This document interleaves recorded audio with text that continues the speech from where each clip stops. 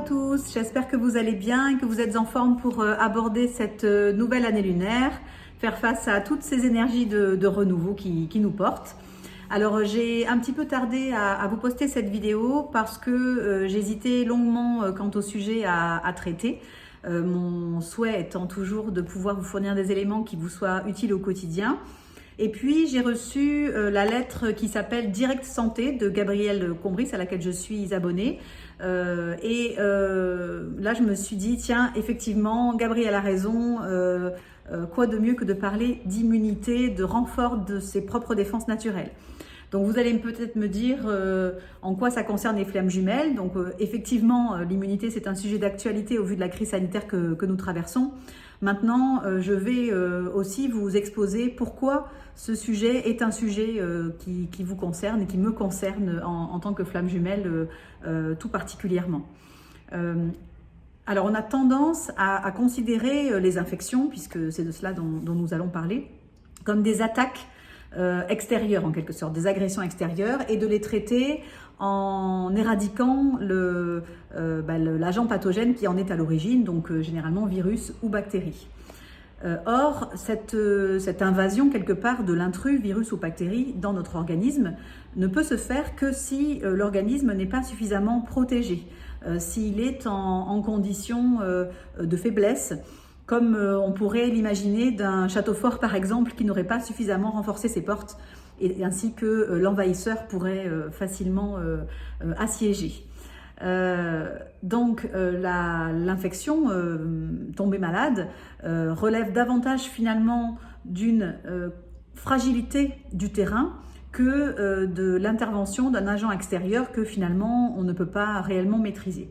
La fragilité du terrain, aujourd'hui, on a la possibilité de la travailler de façon à justement bâtir un corps solide qui puisse résister à ces agressions extérieures. Pardon, je perds mes mots.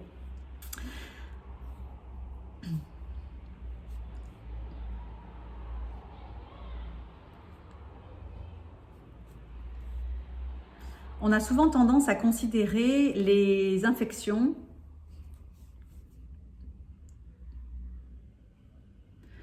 on a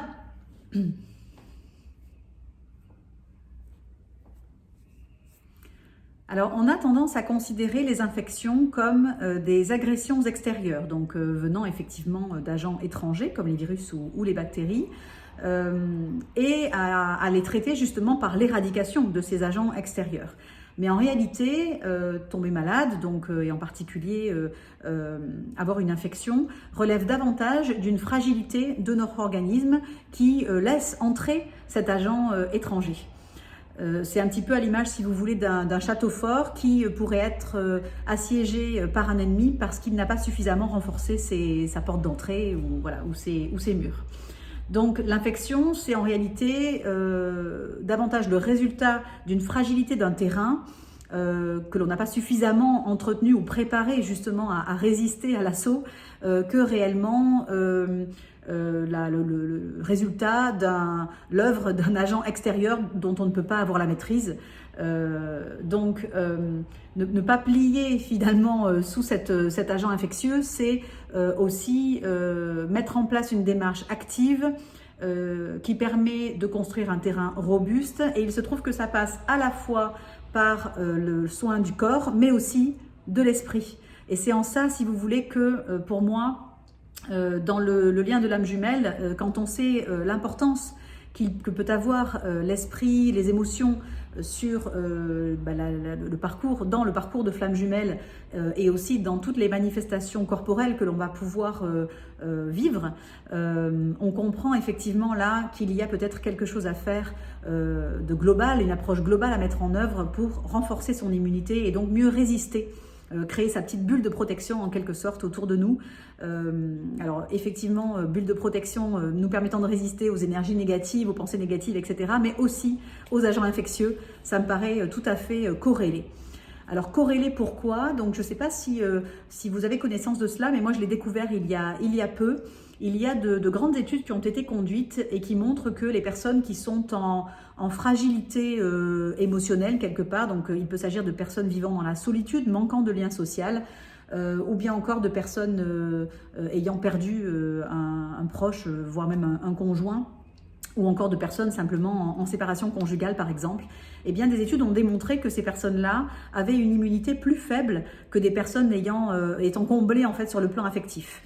Elles ont en général moins de cellules de l'immunité, donc en particulier, vous devez les connaître sous le nom de globules blancs. En fait, on parle effectivement de lymphocytes ou autres types de cellules de l'immunité qui sont nos petits soldats en quelque sorte, hein, les petits soldats de notre organisme. Donc elles ont moins de ce type de cellules. Elles ont, à contrario, davantage de molécules qui sont des marqueurs d'une inflammation importante, l'inflammation favorisant effectivement la contraction d'infections, mais aussi le développement de pathologies importantes de type pathologie dégénérative. Et donc ces études-là, je pourrais vous mettre les références d'ailleurs dans la descriptive de la vidéo si cela vous intéresse. Ces études-là montrent effectivement donc que la fonction immunitaire participe d'une approche globale si l'on veut la renforcer. Or, comme je vous le disais, donc le parcours des flammes jumelles nous fait vivre des émotions intenses qui peuvent nous placer dans cette forme de vulnérabilité face aux agents extérieurs. Il n'y a rien qu'à voir la fatigue, effectivement, que nous sommes parfois à même de ressentir pour comprendre que notre organisme est extrêmement sollicité par tous les événements qui se présentent à nous et le travail qui nous est demandé. Donc effectivement, ce que je veux vous partager aujourd'hui, c'est que tout comme vous, j'ai éprouvé cette fatigue et cette vulnérabilité, et pourtant je ne suis pas tombée malade. Je n'ai pas été malade pendant les derniers hivers, ni même pendant le restant de l'année. Je suis en fait très rarement malade, et j'ai l'intime conviction que c'est notamment au travers du soin que j'apporte naturellement à mon alimentation et aux connaissances que j'ai acquises du fait de ma formation et autres en nutrition, que j'ai pu aussi peut-être renforcer mon organisme pour arriver à compenser d'une certaine manière cette forme de vulnérabilité. Donc c'est au travers de mes vidéos, mon souhait justement, c'est de vous faire profiter des quelques secrets de l'alimentation et de la nutrition pour vous permettre de mieux résister, entre guillemets, à l'envahisseur. Voilà, mais ça me fait rire cette expression, donc je vous la partage. Donc pour arriver au sujet qui concerne cette vidéo aujourd'hui, le premier point que je voulais vous mettre en lumière, c'est que tout commence par l'intestin. Si vous avez suivi ma dernière vidéo sur le stress, vous avez déjà à l'esprit que l'intestin a un rôle majeur dans l'organisme et intervient notamment donc de manière importante dans la gestion du stress et de nos émotions qui en sont à l'origine. Eh bien, l'intestin, ce fameux deuxième cerveau, intervient aussi comme acteur majeur de l'immunité. Donc d'abord parce qu'il réalise un peu comme une barrière, un péage filtrant en fait dans notre organisme, puisqu'il laisse passer en fait dans notre corps les nutriments essentiels provenant de notre alimentation, mais il fait aussi barrière aux intrus, justement aux agents pathogènes.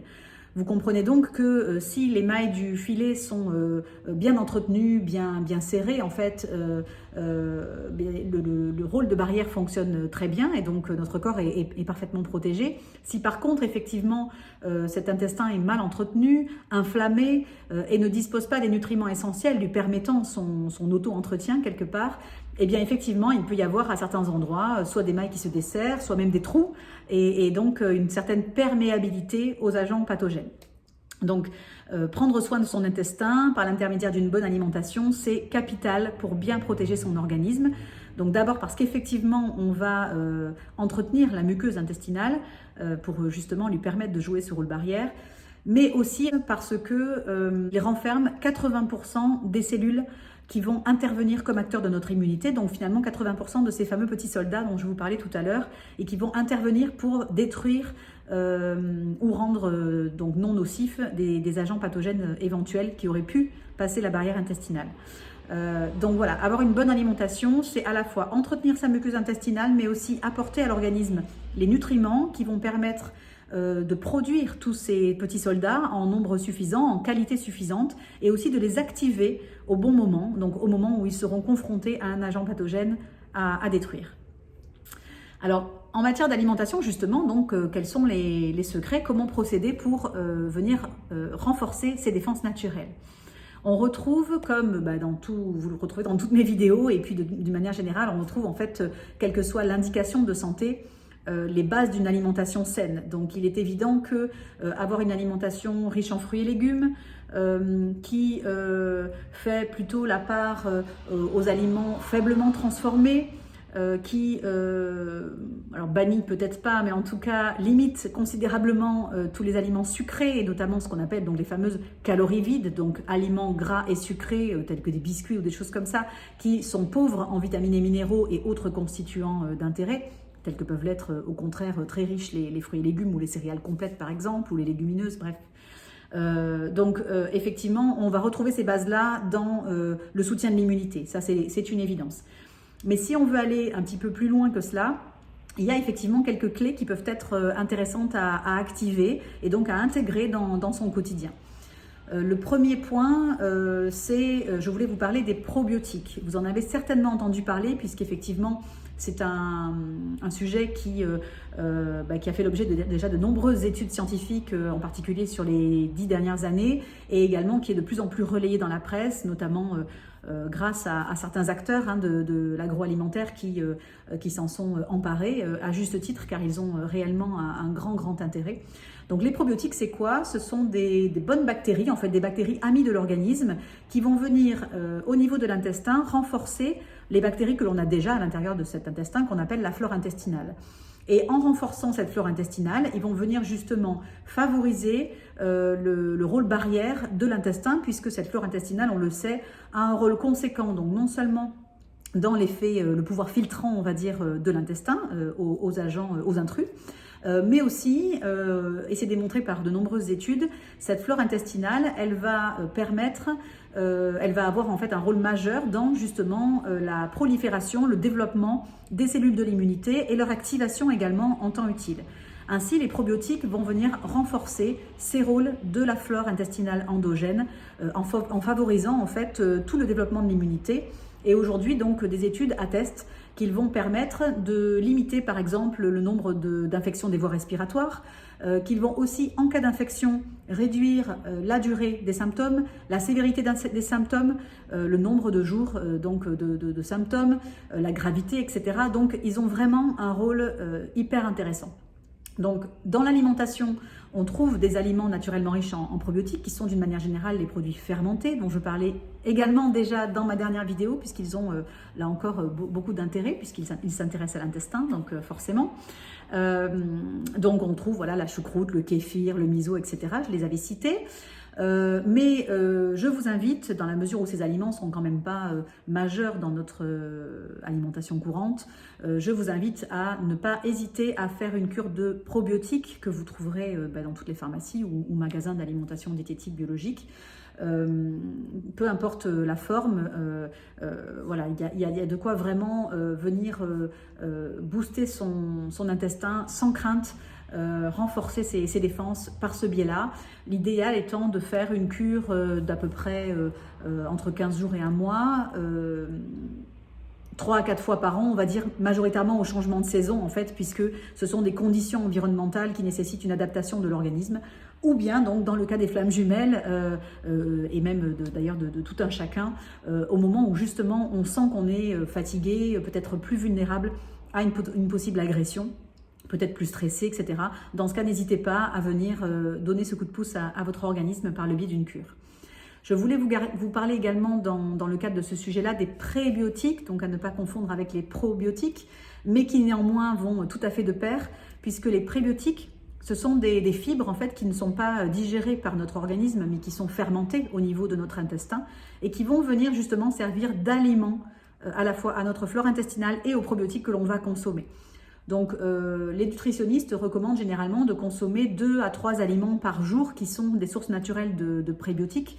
Donc on peut citer par exemple l'ail, l'oignon, le poireau, ou bien dans les fruits on a aussi les agrumes, le kiwi, On peut citer l'asperge, l'avoine. Bon, voilà, il y en a différentes sources. Néanmoins, si ça n'est pas pour vous très évident, sachez que dans beaucoup de produits du marché, des compléments alimentaires donc fournissant des probiotiques, il est également inclus des prébiotiques puisque, encore une fois, la synergie des deux est très pertinente. Donc, vous retrouverez aussi des prébiotiques dans ce type de supplément. Indépendamment donc, des prébiotiques et probiotiques, le deuxième sujet auquel il faudra veiller, c'est vos apports en vitamines et minéraux et donc en le fait que vous n'ayez pas de déficience en ces nutriments essentiels pour votre organisme. On sait aujourd'hui effectivement qu'une déficience en nutriments essentiels peut être à l'origine d'une faiblesse immunitaire et donc d'infection effectivement par voie de conséquence. Le premier nutriment dont je veux vous parler et dont vous avez aussi certainement entendu parler parce que de la même manière, il y a de très très nombreuses études sur le sujet qui sont sorties ces dernières années, c'est la vitamine D. La vitamine D, c'est la vitamine du soleil. Donc pourquoi? Parce qu'effectivement, le corps la synthétise sous l'effet des rayons du soleil sur la peau. Néanmoins, donc on sait qu'aujourd'hui, pour satisfaire à ces apports, à la couverture en fait, des besoins de l'organisme, il faudrait s'exposer à minima le visage, les bras et les jambes 15 minutes par jour au soleil, compte tenu d'abord effectivement d'une météo qui peut varier, de nos contraintes de vie modernes, etc. C'est chose qui n'est pas du tout évidente à réaliser, si bien que il est démontré aujourd'hui, l'Institut de veille sanitaire l'a mesuré, que 80% des Français sont en déficience de vitamine D, donc ne couvrent pas les besoins de l'organisme en vitamine D. Or, la vitamine D est essentielle puisque c'est elle notamment qui permet en fait à certains de nos soldats de l'immunité, donc on appelle les macrophages, de détruire les intrus. Donc effectivement, elle a un rôle capital à jouer sur nos défenses naturelles. D'un point de vue alimentaire, donc ça n'est pas la meilleure source, mais vous pouvez néanmoins miser sur les apports que l'on peut trouver dans les produits laitiers et dans les poissons. Toutefois, là encore, je vous recommande vivement de ne pas hésiter à faire une cure de vitamine D. Il n'y a aucun risque à cela dès lors que vous respectez des dosages qui vous sont conseillés. Donc c'est de 1000 unités internationales à 4000 unités internationales par jour selon votre profil. Donc vous pouvez demander conseil, là encore, à un professionnel de santé. Je vous conseille par contre de préconiser l'apport sous la forme de vitamine D3, donc qui est celle qui est la plus assimilable par l'organisme, et aussi de favoriser des apports quotidiens en fait en doses nutritionnelles, donc qui sont celles que je vous évoquais, plutôt que des doses de charge importantes, comme on peut parfois d'ailleurs les suggérer pour les enfants, par le biais de doses allant jusqu'à 100 000 UI par exemple, 100 000 unités internationales, qui vont plutôt tendance à surcharger le foie sans pour autant être totalement bénéfique à votre organisme, puisqu'effectivement il a ses limites en termes d'acceptation de nutriments de ce type et d'utilisation, de capacité en fait à utiliser les nutriments de ce type. Donc voilà, donc n'hésitez pas, encore une fois, une cure pendant l'hiver c'est évidemment fortement conseillé, d'autant que l'ensoleillement est généralement plus limité à cette saison, mais d'une manière générale c'est un produit qui peut être pris toute l'année sans souci. Autre vitamine de l'immunité que vous devez connaître, la vitamine C. Donc vous savez effectivement, vous la connaissez en tant que tonique. D'une manière générale, elle vient renforcer l'organisme. Et en matière de défense naturelle, là aussi, elle va participer en fait au développement, à la prolifération de nos globules blancs, donc de nos défenses, de nos soldats endogènes. Donc si vous avez une alimentation qui est riche en fruits et légumes frais, vous avez de bonnes chances effectivement de couvrir vos besoins. Par contre, si ça n'est pas forcément le cas, là encore, vous pouvez avoir recours à des suppléments jusqu'à 1 gramme par jour, idéalement en cure, sachant que l'idéal dans ce cas-là, c'est d'opter pour de la vitamine C que l'on appelle native, c'est-à-dire non pas de synthèse, mais apportée par des extraits naturels comme celui d'acérola par exemple. Donc il existe des comprimés d'acérola très, très faciles à consommer et qui ne posent, qui n'ont que des bénéfices. On peut citer également dans les vitamines la vitamine E, parce que d'abord c'est un antioxydant puissant, donc qui a tout son intérêt dans l'organisme pour le protéger d'une manière générale, les antioxydants étant des protecteurs des cellules et de tous nos constituants en fait, tissulaires de l'oxydation. Donc vous savez effectivement, j'en avais déjà parlé aussi dans la précédente vidéo, que lutter contre l'oxydation, finalement c'est une des voies majeures du maintien en bonne santé. Donc tous les antioxydants d'une manière générale vont être favorables à notre organisme et à sa santé et aussi à nos défenses immunitaires, en fait, à notre protection de l'organisme vis-à-vis de tous les intrus. Donc n'hésitez pas à intégrer dans votre alimentation des aliments tels que les noix, les graines, les huiles végétales qui sont de très bonnes sources de vitamine E.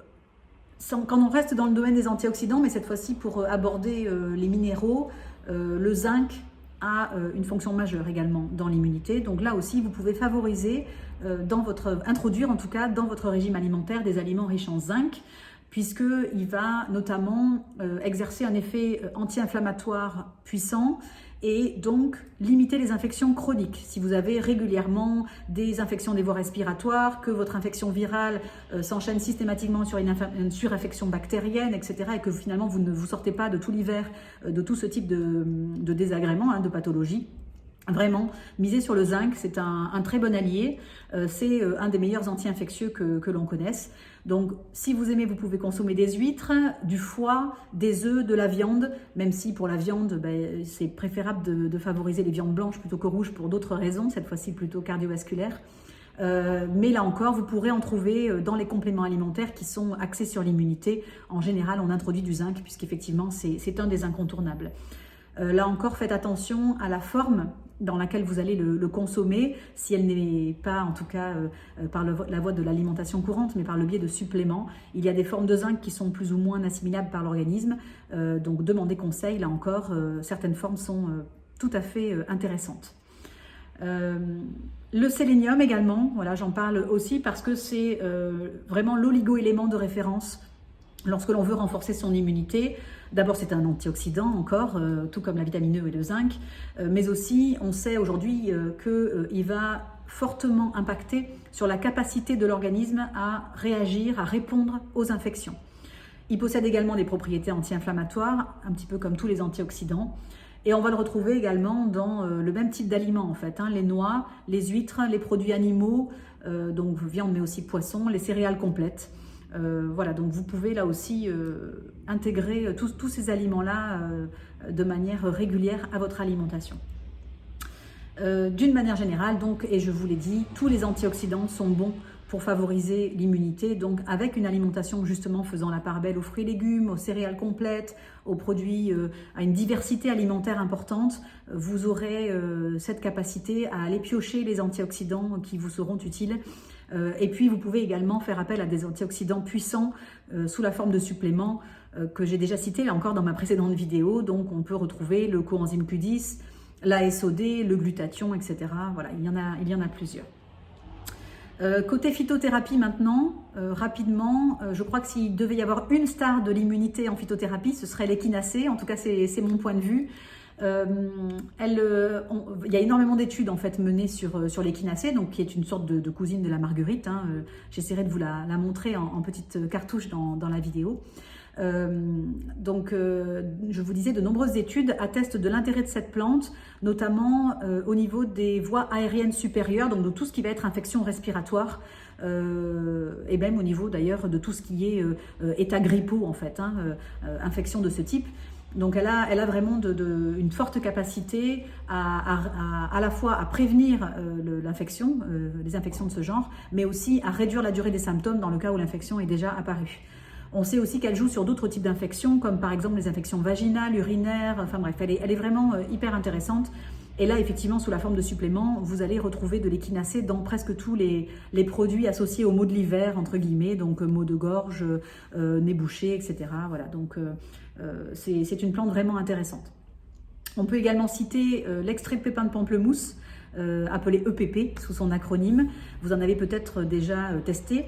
Une petite anecdote que j'aime beaucoup sur cet EPP, c'est que en fait, c'est un antibactérien extrêmement puissant et un antiparasitaire d'une manière générale, dont l'activité a été découverte comme souvent dans la science en fait, hein, par hasard, puisque c'est un agriculteur en fait qui avait rassemblé des végétaux pour en faire du compost, qui a introduit dans son tas de végétaux à décomposer des pamplemousses, comprenant donc des pépins de pamplemousse, et qui n'a pas pu faire son compost en fait, puisqu'il s'est aperçu que le tas ne pourrissait pas, n'arrivait pas à pourrir, et donc c'est comme cela effectivement qu'on a découvert l'activité antibactérienne très puissante du pépin de pamplemousse.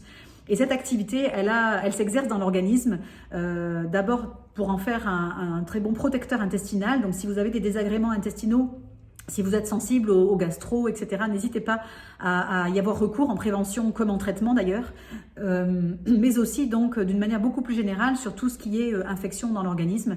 Il va venir renforcer encore une fois vos défenses naturelles, et donc il peut être aussi très utile pour lutter contre les infections respiratoires. Autre plante, on peut citer également le sureau, qui est bien connu là encore sur toutes les infections respiratoires, en cas de grippe également.